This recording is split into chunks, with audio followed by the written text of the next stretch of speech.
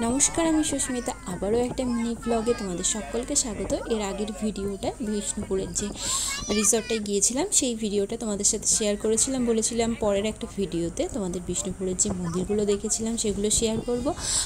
আর এই ভিডিওটা সেই ভিডিওটাই তোমার দুপুরবেলা আমরা ওই রিসর্ট থেকে বেরিয়ে এসেছিলাম। বেরিয়ে এসে তোমার বিষ্ণুপুরের যে টেরাকোটার মন্দিরগুলো ছিল সেগুলো দেখতে আমরা চলে গিয়েছিলাম।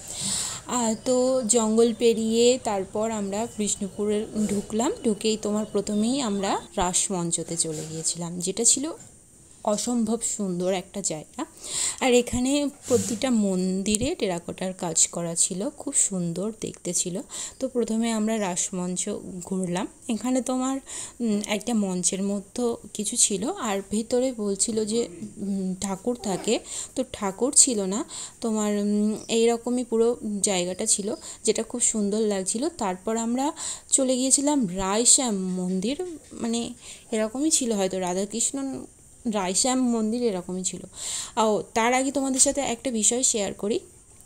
এখানে এসেই না তোমাদের কিছু টোটোওয়ালা আছে, মানে তোমাদের প্রথমেই বলবে যে এখানে বড় গাড়ি ঢুকবে না, যেহেতু এই মন্দিরগুলো না একটু গলির মধ্যে আছে। তো প্রথমেই বলবে যে এখানে গাড়ি ঢোকানো যাবে না, তো সেই টোটো বুক করতে হবে। আর টোটো বুক করে একটা টোটো বুক করে বোধহয় মানে ওদের একটা আছে 7টা কি 8টা মন্দির ঘুরে দেখাবে। এখানে প্রতিটা মন্দিরই তো এইরকমই, একই রকম টেরাকোটার কাজ করা মন্দিরগুলো, আর এরকমই রায়শ্যাম রাধাশ্যাম এরকমই মন্দির।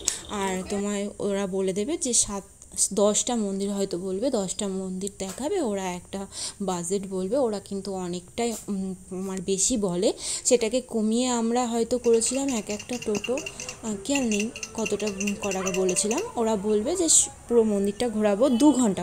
ওরা একটা টাইম নির্দিষ্ট ছিল যে 2 ঘন্টা ঘোরাবো, এত টাকা, যেটা কিন্তু অনেক বাড়িয়ে বলে, সেটা অনেকটাই কম করে আমরা ঘুরেছিলাম।